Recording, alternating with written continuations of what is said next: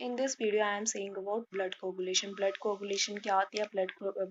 Blood coagulation का aim, blood coagulation का purpose, and mechanism of blood coagulation and factors of blood coagulation. Blood coagulation क्या होता है? सबसे पहले हम देखते हैं definition of blood coagulation की. Blood coagulation की definition क्या होती है? सबसे पहले हम देखते हैं definition of blood coagulation. Definition क्या होती है? The property of blood to change from fluid to gel state within few minutes of its coming contact within air is called blood coagulation. क्या होता है? वो वाली प्रॉपर्टी, ब्लड की वो वाली प्रॉपर्टी जो चेंज होती है फ्लूइड स्टेट से जेल स्टेट में विद इन फ्यू मिनट, कुछ मिनट्स में, और किसके कांटेक्ट में आ जाती है? एयर के कांटेक्ट में आ जाती है, और वहां पे क्या फॉर्म कर देती है? क्लोट. उस चीज को क्या बोलते हैं? Blood coagulation. क्या हुआ? This is a part of body. यहाँ ये क्या है? मान लो कि ये बॉडी का पार्ट है ना. यहाँ पे क्या हो गया? इंजरी होगी, किसी वजह से यहाँ पे इंजरी होगी, तो क्या होगा? ब्लड फ्लो होगा. ब्लड फ्लो हुआ तो वो पहले ब्लड जब फ्लो होता है तो वो किसकी स्टेट में होता है? वो फ्लूइड स्टेट में होता है. फ्लूइड स्टेट में किस में जाएगा? वो जेल स्टेट में होगा. जेल स्टेट में आया ना, वो जेल स्टेट में होके वो फिर किसके कांटेक्ट में आएगा? एयर के कांटेक्ट में आ गया. फिर वो एयर के कांटेक्ट में आ गया, उस चीज को हम क्या बोलते हैं? उस चीज को जब वो एयर के कांटेक्ट में आ गया तो उसने क्या कर दी? क्लॉट फॉर्म कर दी. उस चीज को हम बोलते हैं ब्लड कोगुलेशन. उसने क्या फॉर्म कर दी? क्लॉट फॉर्म कर दी. उस चीज को हम क्या बोलते हैं? Blood coagulation. आगे हम बात करते हैं aim of blood coagulation. Blood coagulation का एम क्या होता है? Prevent the excessive loss of blood. क्या करता है वो? प्रिवेंट करता है एक्सेसिव लॉस ऑफ ब्लड. जो बहुत ज्यादा अमाउंट में ब्लड बहता है उस चीज को वो क्या करता है? प्रिवेंट करता है. प्रिवेंट मीन्स रोक देता है उसको. एक्सेसिव, बहुत ज्यादा अमाउंट में जो ब्लड बहता है उस चीज को क्या कर देता है? वो रोक देता है बहने से. आगे उसका पीरियड कब से कब तक स्टार्ट होता है? क्लॉट कब बिगिन होती है? क्लॉट जो है, खून जमना कब स्टार्ट होता है? खून जमना स्टार्ट होता है 15 टू 20 सेकेंड्स में. 15 टू 20 सेकेंड में वो स्टार्ट होता है. और फुली फॉर्म्ड कब होता है? फुली फॉर्म्ड होता है 3 टू 6 मिनट में. 3 to 6 minute in normal person. आगे हम बात करते हैं फैक्टर्स. फैक्टर, कितने फैक्टर है इसके ब्लड कोगुलेशन के? According to international communities on blood coagulation 12 factor are involve. कितने फैक्टर्स इन्वॉल्व है? 12 फैक्टर जो है वो इन्वॉल्व होते हैं ब्लड कोगुलेशन के. सबसे पहले हम बात करते हैं फिब्रिनोजन. फिब्रिनोजन क्या होता है? फिब्रिनोजन है जो वो हाई मोलिकुलर वेट प्रोटीन होता है. क्या होता है? हाई मोलिकुलर वेट प्रोटीन होता है. वो कहाँ पे प्रेजेंट होता है? प्रेजेंट होता है प्लाज्मा में. कहाँ पे प्रेजेंट होता है? प्लाज्मा में. उसके बाद वो सिंथेसाइज्ड क्या करता है? फॉर्म्ड किस में करता है? फॉर्म्ड करता है लीवर में. जब क्लोट की एंड होता है, क्लोट का एंड होता है तो एक स्पेसिफिक एंजाइम है जो थ्रोम्बिन, वो क्या करता है? वो इनसोल्युबल फिब्रिन को चेंज कर देता है फिब्रिन में. ठीक है, इनसोल्युबल फिब्रिनोजन है ना, इनसोल्युबल फिब्रिनोजन है, उसको चेंज कर देता है वो फिब्रिन में. कौन करता है? Thrombin enzyme. आगे हम बात करते हैं second factor. Second factor is called as a prothrombin. Prothrombin क्या होता है? Inactive plasma A2 globin protein. क्या होता है? इनएक्टिव होता है. पहले स्टार्टिंग में क्या होता है? इनएक्टिव. फिर इसको क्या करना है? एक्टिव करना है हमने. Formed by liver in the presence of vitamin K. कहाँ पे होता है? ये भी लीवर में होता है. और पिछला वाला कहाँ पे होता था? वो भी लीवर में होता था. During blood clotting. Blood clotting होती है, जब ब्लड क्लोटिंग स्टार्ट होती है तो क्या होता है? ये एक्टिवेट हो जाता है. एक्टिवेट हो जाता है. कौन सा एंजाइम एक्टिवेट हो जाता है? थ्रोम्बिन. थ्रोम्बिन जो है वो एक्टिवेट हो गया और उसके साथ उसकी प्रोटेलिटिक प्रॉपर्टीज है वो भी अ, वो भी जो है वो एक्टिव होगी. आगे थ्रोम्बिन जो है वो क्या है? Powerful accelerating stimulate. ठीक है, कोई भी स्टिमुलस मिलेगी तो ये एक्सेलरेटिंग है, पावरफुल है. आगे due to increase property of thrombin also increase generation rate. जैसे जैसे प्रॉपर्टी, थ्रोम्बिन की प्रॉपर्टी जो बढ़ेगी उसके साथ साथ जो जनरेशन रेट है वो भी बढ़ेगा. आगे हम बात करते हैं थर्ड फैक्टर की, टिश्यू थ्रोम्बोप्लास्टिन. क्या है? Tissue thromboplastin. जी क्या होता है? लिपोप्रोटीन. जी दोनों क्या होता है? सॉरी, थर्ड जो है वो क्या होता है? Lipoprotein enzyme. ये कहाँ पे रिलीज होता है? ये रिलीज होता है ब्लड प्लेटलेट्स. जो हमने पहले दो पढ़े हैं वो कहाँ पे रिलीज होते हैं? वो रिलीज होते हैं लीवर में. और ये कहाँ पे रिलीज होता है? ब्लड प्लेटलेट्स में. और ये क्या होता है? जो इंजर्ड टिश्यू है जो वो इनएक्टिव फॉर्म में होता है तो उसको हम क्या बोलते हैं? प्रोथ्रोम्बोप्लास्टिन. जब वो एक्टिव, इसको एक्टिव कौन करता है? इसको एक्टिव करता है सेवंथ फैक्टर और कैल्शियम. उसको एक्टिव कौन करता है? 7th factor.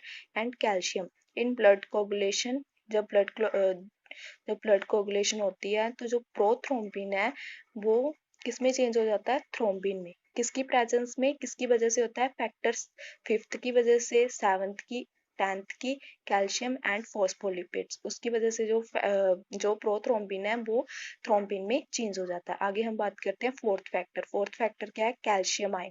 4th फैक्टर क्या है? Calcium ion. It acts as a activator.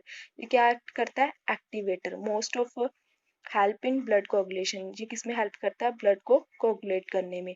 Help in the formation of prothrombin activator, और ये आल्सो हेल्प किस में करता है? एक्टिवेटर, प्रोथ्रोम्बिन एक्टिवेटर को फॉर्म करने में। उसके बाद है फिफ्थ फैक्टर, जिसको हम ACG भी बोलते हैं। आगे हम बात करेंगे 5th फैक्टर, जिसको हम ACG भी बोलते हैं। ACG मतलब उसके नाम से, A मतलब accelerator globin. This is formed by liver. ये कहाँ पे फॉर्म्ड होता है? लीवर में। और थर्ड वाला कहाँ पे फॉर्म होता था? थर्ड वाला होता था ब्लड प्लेटलेट्स की वजह से, और ये कहाँ पे होता है? लीवर में। और आगे हम बात करते हैं सिक्स्थ फैक्टर की। सिक्स्थ फैक्टर क्या है? एक्सिलरीन। ये मोस्टली एब्सेंट होता है। आगे हम बात करेंगे 7th की। 7th क्या है? SPCA, serum prothrombin conversion accelerator. Serum prothrombin conversion accelerator. ये भी कहाँ पे फॉर्म्ड होता है? ये भी फॉर्म्ड होता है लीवर में। और ये क्या करता है? ये प्रोथ्रोम्बिन एक्टिवेटर की फॉर्मेशन करता है। ये बहुत ज़्यादा जरूरी होता है प्रोथ्रोम्बिन की फॉर्मेशन के लिए। बहुत ज़्यादा जरूरी होता है किसकी फॉर्मेशन के लिए? प्रोथ्रोम्बिन की फॉर्मेशन के लिए। आगे AHF। आगे 8th फैक्टर है AHF। AHF means anti haemophilic factor. कौन सा factor? Anti haemophilic factor. Synthesized in liver. कहाँ पे सिंथेसाइज्ड होगा? लीवर में। और ये क्या कॉज करेगा? ये कॉज करेगा हीमोफिली A। क्या कॉज करेगा? Haemophilia A। A means anti haemophilia A। Anti haemophilic factor A ये कॉज करेगा एंटी हीमोफिलिक फैक्टर। ठीक है। उसके बाद है plasma thromboplastin component, PTC, plasma thromboplastin component. ठीक है। ये भी कहाँ पे सिंथेसाइज्ड होगा? लीवर में सिंथेसाइज्ड होगा। और ये कॉज करेगा किसकी डेफिशिएंसी कॉज करेगा? ये कॉज करेगा एंटी हीमोफिलिक फैक्टर B की डेफिशिएंसी कॉज करेगा। ये हेल्प किस में करता है? ये हेल्प करता है फॉर्मेशन करने में, प्रोथ्रोम्बिन एक्टिवेटर को फॉर्म्ड करने में हेल्प करता है। उसके बाद है 10th क्या है? State power factor. State power factor ये भी कहाँ पे सिंथेसाइज होता है? लीवर में। ये भी कहाँ पे सिंथेसाइज होता है? लीवर में। और ये किसकी डेफिशिएंसी कॉज करता है? ये डेफिशिएंसी कॉज करता है हीमोफिलिक C। जो फर्स्ट वाला था एंटी हीमोफिलिक, ये डेफिशिएंसी कॉज करता था A की। प्लाज्मा थ्रोम्बोप्लास्टिन कंपोनेंट ये करता था B की। स्टेट पावर फैक्टर ये करता है C की। आगे है हेजमैन और सरफेस फैक्टर।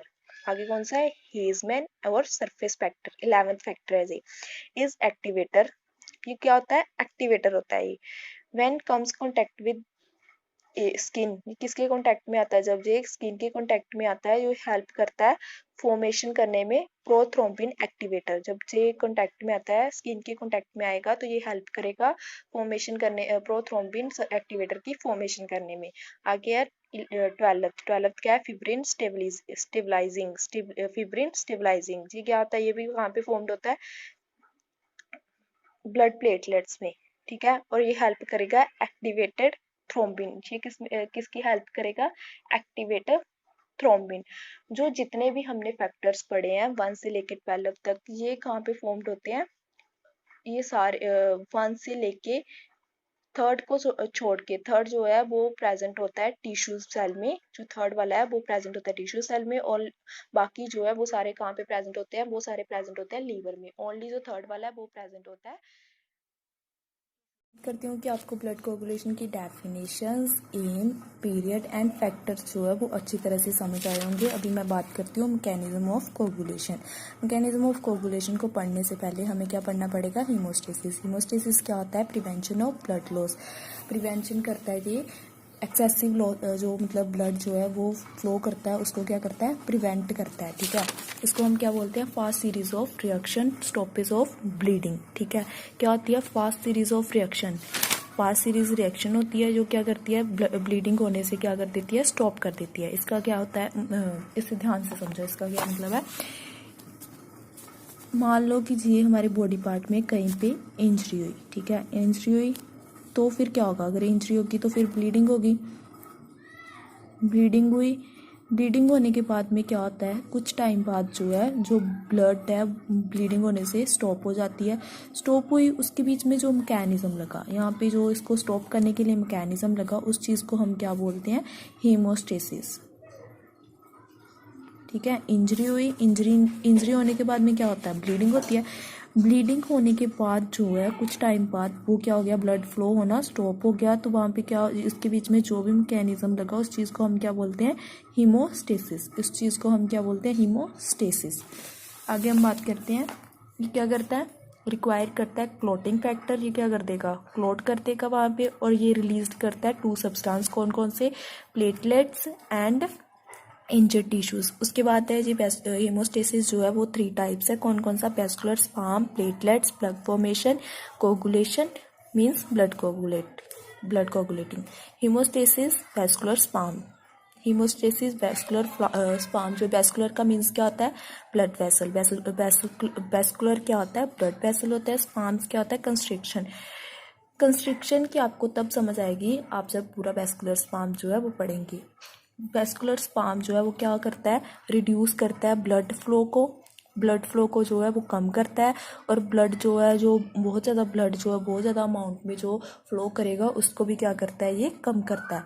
उसके बाद जो है वैसो कंस्ट्रिक्शन किसको डैमेज कर देगा, वैसो कंस्ट्रिक्शन जो है वो ब्लड वेसल्स को डैमेज कर देगा। ठीक है, वैसो कंस्ट्रिक्शन क्या करेगा, ब्लड वेसल्स को डैमेज कर देगा। उसके बाद में क्या होता है, मान लो कि ये हमारा हैंड है, हैंड की जे फिंगर्स है, ठीक है, हमारी किसी भी फिंगर्स में कोई भी इंजरी होगी, ठीक है, मान लो यहाँ पे इंजर होगी, यहाँ पे इंजरी होगी तो जो इंजरी हुई है वो कहाँ पे होगी, ब्लड वेसल्स में होगी।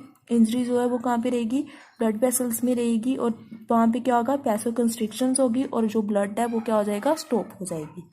इसे ध्यान से समझो, इसे ध्यान से इस डायग्राम से समझो। ये देखो हमारी ब्लड वेसल्स है, यहाँ से क्या होगी, ये डैमेज होगी, यहाँ से ये डैमेज होगी और जो ब्लीडिंग है वो स्टार्ट होगी। ठीक है, डैमेज होगी, जो ब्लीडिंग है वो स्टार्ट होगी। फिर कुछ टाइम बाद जो क्या होगा, यहाँ पे जो है जिस एरिया में जो ब्लीडिंग है, सॉरी जो एरिया जो है रप्चर हुआ है, जो डैमेज हुआ है, वहाँ पे क्या हो जाएगा, कंस्ट्रिक्ट हो जाएगा। वो जो एरिया ओपनिंग पार्ट है, वो जो एरिया वो क्या कर देगा, वो इसको नैरो कर देगा। ब्लड वेसल्स है जो वो क्या हो जाएगी, कंस्ट्रिक्ट हो जाएगी। उसके बाद जो ब्लड वेसल है उसे, ब्लड वेसल मसल्स है उसको हम क्या बोलते हैं, स्मूथ मसल्स भी बोलते हैं। जो ब्लड वेसल मसल्स है उसको हम क्या बोलते हैं, स्मूथ मसल्स भी बोलते हैं। ब्लड वेसल जो है वो किसके बने होते हैं, ब्लड वेसल जो है वो एंडोथेलियम सेल्स के बने होते हैं।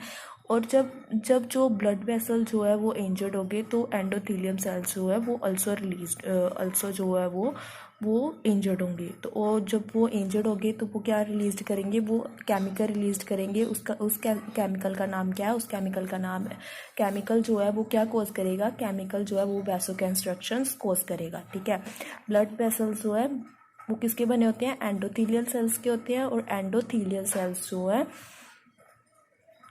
वो केमिकल रिलीज करेंगे, और जो केमिकल रिलीज होंगे वो क्या कॉज करेगा, वो कॉज करेगा वैसोकंस्ट्रिक्शंस।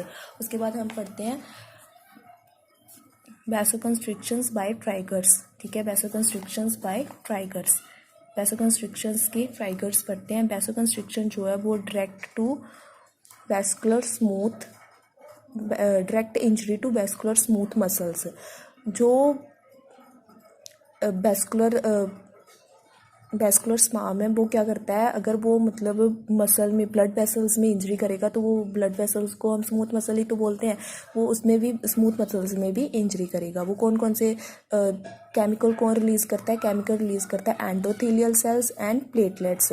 वो क्या करता है, पेन इनिशिएटेड करता है, पेन जो है वो स्टार्ट करता है। उसके बाद जो है वो मोस्ट इफेक्ट करता है, किसको मोस्ट इफेक्ट करता है, स्मॉलर ब्लड वेसल्स को as compare to larger blood vessels. ठीक है, उसके बाद है hemostasis, platelets plug formation, hemostasis platelets plug formation second वाला।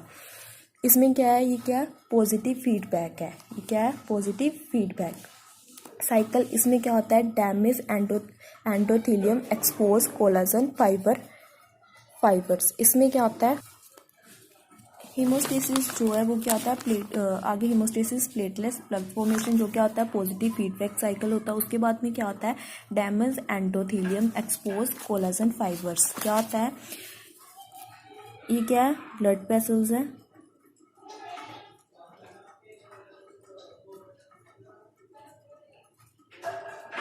यहाँ पे क्या है,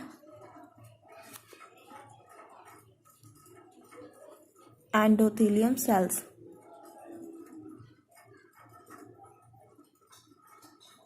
ये क्या है, एंडोथेलियम सेल्स। वैसो कंस्ट्रक्शन क्या करता है, वैसो कंस्ट्रक्शन जो है,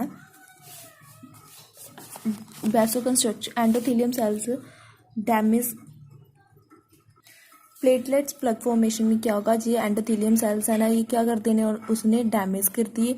डैमेज करने के बाद वो कहाँ पे एक्सपोज होगा, कोलाजन फाइबर्स पे एक्सपोज होगा। कोलाजन फाइबर्स कहाँ पे प्रेजेंट होते हैं, ये जो है, ये इनको हम क्या बोलते हैं, कोलाजन फाइबर। ये जो उसने है, ये जो ये जो डैमेज एंडोथेलियम सेल्स है उसको क्या कर दिया उसने, रप्चर कर दिया। उसको जो है वो डैमेज कर दिया। वो आगे कैसे ओपन होगा, एक्सपोज सेल्स में आगे ये वाला पार्ट जो है वो क्या हो गया, रप्चर हो गया। यहाँ पे वो ऐसे करके बनेगा, फिर ब्लड वेसल्स, ये वाला नॉर्मली होगा। फिर क्या होगा, फिर जो है यहाँ पे क्या होगा, ब्लड वेसल्स जो है, ब्लड वेसल्स कहाँ पे, कोलाजन फाइबर जो है वो कहाँ पे प्रेजेंट है, वो प्रेजेंट है ब्लड वेसल्स में। कोलाजन फाइबर कहाँ पे प्रेजेंट है, कोलाजन फाइबर प्रेजेंट है ब्लड वेसल्स में, ठीक है। कोलाजन फाइबर्स जो है आगे इसमें क्या होता है, इसमें जो है वो सर्कुलेटिंग प्लेटलेट्स होते हैं। इसमें जो है वो सर्कुलेटिंग प्लेटलेट्स होते हैं। सर्कुलेटिंग प्लेटलेट्स कहाँ पे अटैच होंगे, जहाँ पे क्या है, यहाँ पे कोलाजन फाइबर जो है, यहाँ पे कोलाजन फाइबर्स है ना, वहाँ पे ये जो सर्कुलेटिंग प्लेटलेट्स है ये अटैच्ड होंगे। इनको अटैच करने का काम कौन करेगा, इनको अटैच करने का काम एक प्रोटीन करेगा। उस प्रोटीन का नाम है बोन वाइल ब्रैंड फैक्टर, ठीक है। बाद में क्या होगा, जब ये उसको अटैच कर देगा तो उसका स्ट्रक्चर जो है वो स्वेल हो जाएगा, तो उसके स्ट्रक्चर में चेंज आ जाएगा, ठीक है। जब उसके स्ट्रक्चर में चेंज आ गया तो उसने क्या रिलीज किया, उसने रिलीज किया केमिकल्स। कौन कौन से केमिकल रिलीज किए, ADP and serotonin and thromboxane A2 जो कहाँ पे प्रेजेंट होते हैं, बोथ जो है वो ब्लड में प्रेजेंट होते हैं। उसके बाद है इसमें सेकंड स्टेप में जो है वो प्लग की फॉर्मेशन होगी। आगे थर्ड है, थर्ड क्या है, हीमोस्टेसिस कोगुलेशन, ठीक है। थर्ड फैक्टर है जो वो क्या है, reinforce platelets plug with fibrin threads. ये क्या होता है, thread like mesh like structure होता है, थ्रेड लाइक स्ट्रक्चर होता है, ऐसे करके होता है। ये क्या होता है, वीक फिब्रिन होता है। इसको हमने क्या करना है, स्ट्रॉन्ग फिब्रिन बनाना है, ठीक है। ये क्या होता है, वीकर फिब्रिन होता है, इसको हमने क्या करना होता है, स्ट्रॉन्ग फिब्रिन बनाना होता है। Fibrin forms a mesh that traps red blood cells and platelets and forming the clotting. क्या करता है वो, जो फिब्रिन है वो किसकी फॉर्म में होता है, थ्रेड की फॉर्म में होता है, मैश की थ्रेड की फॉर्म में होता है। तो वो क्या ट्रैप्स करता है, वो ट्रैप्स करता है रेड ब्लड सेल्स और किसकी फॉर्म करता है, प्लेटलेट्स और क्लॉट की फॉर्मेशन करता है, ठीक है। अभी हम देख लेते हैं एक बार फिर से, जो है तीनों के तीनों स्टेप जो है वो पढ़ लेते हैं। पहला है वेस्कुलर स्पाम, जो क्या होता है, स्मूथ मसल्स होते हैं वो कंट्रैक्ट में आते हैं और कॉजिंग क्या करते हैं, वैसो कंस्ट्रक्शंस। फिर आते हैं प्लेटलेट्स प्लग जो है वो क्या करते हैं, injury to lining of vessel exposes collagen fiber. उन्होंने क्या किया, इंजरी की, कहाँ पे इंजरी की, वेसल्स में, ब्लड वेसल्स में इंजरी की, तो वो आगे किसमें एक्सपोज होगी, कोलाजन फाइबर में एक्सपोज होगी। कोलाजन फाइबर में जो सर्कुलेटिंग प्लेटलेट्स थे वो उसके साथ स्टिक हो गए कोलाजन फाइबर के साथ, और उन्होंने फिर क्या फॉर्म किया, केमिकल फॉर्म किए, एडीपी एंड सीरोटियन थ्रोम्बोक्सेन A2। उसके बाद है कोगुलेशन क्या है, fibrin form a mesh that traps red blood cells and platelets and forming the clot। उन्होंने क्या फॉर्म कर दिया, क्लॉट। आगे हम पढ़ेंगे कोगुलेशन, ओवरव्यू कोगुलेशन, पूरी कोगुलेशन पढ़ेंगे। आगे हम बात करेंगे coagulation overview. 3 steps are involve. 3 steps are involve होते हैं कौन कौन से? Prothrombin activator formed in both intrinsic and extrinsic pathway. First of all हम बात करेंगे प्रोथ्रोम्बिन एक्टिवेटर। प्रोथ्रोम्बिन एक्टिवेटर में बहुत पाथवे आते हैं कौन कौन से? Intrinsic and extrinsic. इसको स्टार्ट करने के लिए कौन कौन से पाथवे आते हैं? Intrinsic and extrinsic. Prothrombin activator are initiated by intrinsic और एक्सट्रिंसिक पाथवे बोथ। जी किससे स्टार्ट होता है? प्रोथ्रोम्बिन एक्टिवेटर फर्स्ट वाला जो ये स्टार्ट होता है इंट्रिंसिक एंड एक्सट्रिंसिक पाथवे दोनों से। Both are start when damage events. जी कब स्टार्ट होते हैं? जब कोई भी घटना घटती है, कोई भी डैमेज होता है, कोई भी जैसे कि ब्लड वेसल डैमेज हुई है, तब ये दोनों पाथवे जो है वो स्टार्ट होंगे। Involve series of procoagulation. जब ये कहाँ पे इन्वॉल्व रहते हैं? प्रोकोगुलेशन की सीरीज में। Both pathway made up of 10th factor. ठीक है, कौन सा पाथवे कौन सा पाथवे बनाते हैं? 10th factor 10th with calcium PF3 platelets factor and factor 5th to form prothrombin activator. ये जो है ये जो फैक्टर 10th है, कैल्शियम है, प्लेटलेट्स फैक्टर है एंड 5th फैक्टर है, ये क्या फॉर्म करते हैं? ये फॉर्म करते हैं प्रोथ्रोम्बिन एक्टिवेटर। उसके बाद है इंट्रिंसिक पाथवे। इंट्रिंसिक पाथवे कहाँ पे होता है? इंट्रिंसिक पाथवे जो है वो ब्लड के इनर साइड पे प्रेजेंट होता है, इन्वॉल्व विद इन ब्लड के अंदर प्रेजेंट होता है। ठीक है, उसको हम क्या बोलते हैं? Intrinsic pathway. इसका जो चार्ज है वो कौन सा चार्ज होता है? नेगेटिव। उसके बाद है दिस पाथवे इज स्लो। ये क्या करता है? ये स्लो होता है। ये पाथवे जो है वो स्लो होता है और क्लॉट जो है वो क्या करेगा? स्लो करेगा। उसके बाद जो है एक्सट्रिंसिक पाथवे। एक्सट्रिंसिक पाथवे जो है वो क्या होता है? जो इन्वॉल्व होता है, प्रेजेंट कहाँ पे होता है? ब्लड के बाहर वाली साइड पे। उस चीज़ को हम क्या बोलते हैं? Extrinsic pathway. और ये क्या एक्सपोज करता है? एक्सपोजर करता है टिश्यू फैक्टर्स। और ये पाथवे जो है वो फास्ट होता है और ये क्लॉटिंग में ये क्लॉट की रिएक्शन जो है वो फास्ट कर देता है। उसके बाद है सेकेंड वाला पाथवे टू थ्रोम्बिन। प्रोथ्रोम्बिन ने क्या करना है? प्रोथ्रोम्बिन ने कन्वर्ट करना है थ्रोम्बिन एंजाइम में। Prothrombin activator helps in prothrombin convert into thrombin. जो प्रोथ्रोम्बिन एक्टिवेटर है वो क्या हेल्प करता है? वो हेल्प करता है प्रोथ्रोम्बिन को कन्वर्ट करने में। किस में? थ्रोम्बिन में। Once prothrombin activator factor clot forms in 10 to 15 seconds में। कब फॉर्म होता है ये? 10 to 15 सेकेंड्स में। ठीक है, ये हो गया पाथवे टू थ्रोम्बिन। उसके बाद है थर्ड वाला। थर्ड क्या है? जो फाइब्रिनोजन को किस में चेंज करना है? जिसमें फाइब्रिन मैश में। मैश क्या होता है? Wave like structure. ठीक है, थ्रोम्बिन कन्वर्ट्स। थ्रोम्बिन क्या करता है? थ्रोम्बिन जो एंजाइम है, स्पेसिफिक एंजाइम है, वो क्या करेगा? वो हेल्प करेगा फाइब्रिनोजन को, सोल्युबल फाइब्रिनोजन को इनसोल्युबल फाइब्रिन में कन्वर्ट करने के लिए। ठीक है, फाइब्रिनोजन को फाइब्रिन में कन्वर्ट करने के लिए जो एंजाइम लगा है, जिसने फॉर्मेशन किया फाइब्रिन की, उसको हम क्या बोलते हैं? Thrombin. Fibrin strands form structural basis of clot. Fibrin causes plasma to become a gel-like trap for formed elements। ये क्या करता है? ये जेल लाइक ट्रैप बना देता है, वहाँ पे जाल बना देता है, gel like wave. This is a जो फैक्टर 13 है वो भी एक्टिवेट होता है किसकी वजह से? थ्रोम्बिन की और उसके थ्रोम्बिन और कैल्शियम की वजह से। जो फैक्टर 13 है वो क्या करता है? वो हेल्प करता है cross links for strength of clot. जी वाली जो क्लॉटिंग है स्ट्रेंथ की है उसकी क्रॉस लिंक्स ये कौन करता है? फैक्टर 13। उसके बाद हम पढ़ते हैं फेज 1। फेज 1 में क्या था? किससे इनिशिएट होता था? वो इंट्रिंसिक एंड एक्सट्रिंसिक। इंट्रिंसिक जो है वो कहाँ पे होता है? वो होता है बेसल एंडोथेलियम। जब बेसल एंडोथेलियम जो है वो रप्चर हो जाती है तो वो किस में एक्सपोज हो जाता है? कोलेजन फैक्टर में। इंट्रिंसिक पाथ पे जब कोलेजन फाइबर जो है वो रप्चर होगी तो उसके बाद उसके पास कौन सा चार्ज था?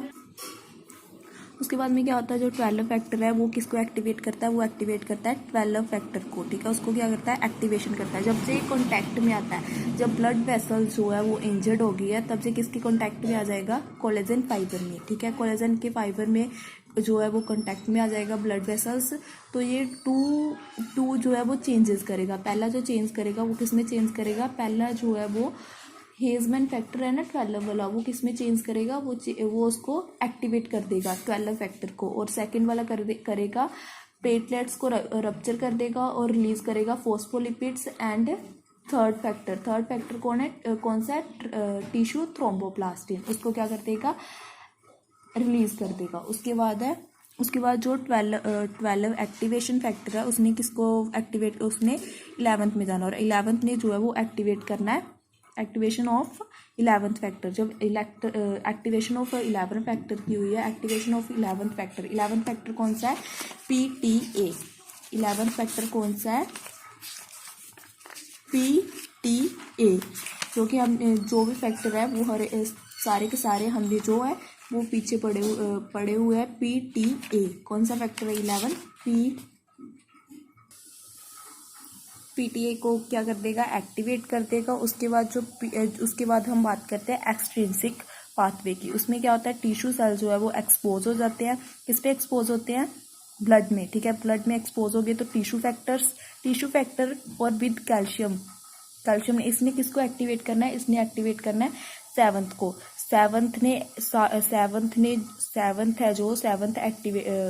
फैक्टर है जो वो किस में हेल्प करेगा, 9th फैक्टर को एक्टिवेट करने में हेल्प करेगा। 7th factor and calcium both are help in formation of 9th factor.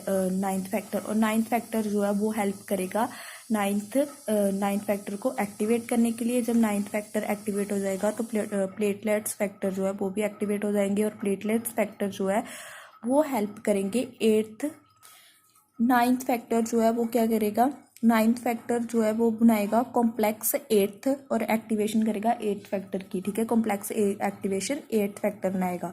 आगे जो 9th है, 7th है, TF है, 7th एक्टिवेशन कॉम्प्लेक्सेस है, ठीक है। ये सारे क्या करेंगे, ये सारे फॉर्म्ड करेंगे 10th जो है 10th एक्टिवेशन फैक्टर, ठीक है। 10th एक्टिवेशन फैक्टर है जो वो आगे further with calcium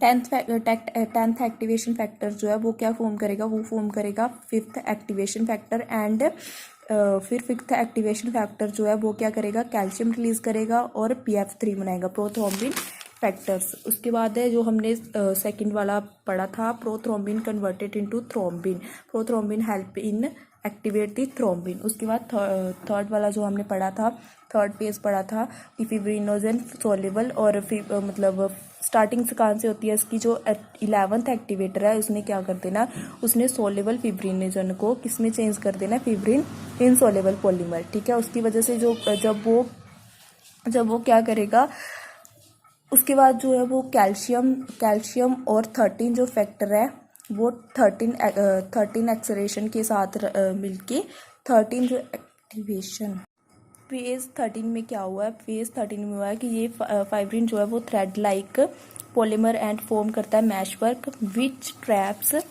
blood cells, platelets etcetera to form clot. This process is called blood clotting, ठीक है।